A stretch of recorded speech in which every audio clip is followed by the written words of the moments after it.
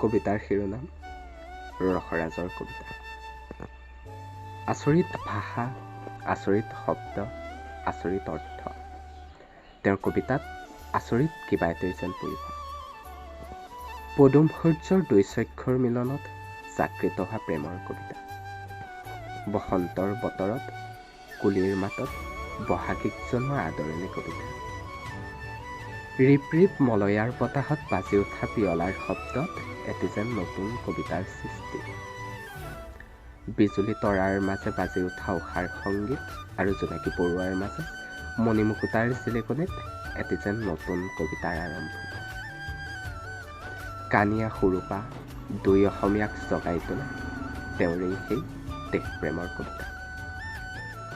সাহিত্য খুন্দি ৰস উলিওৱা, অষ্টাদশ ৰসৰ উন্মাদন ঘটোৱা, সেয়াই যেন ৰসৰাজৰ কবিতা।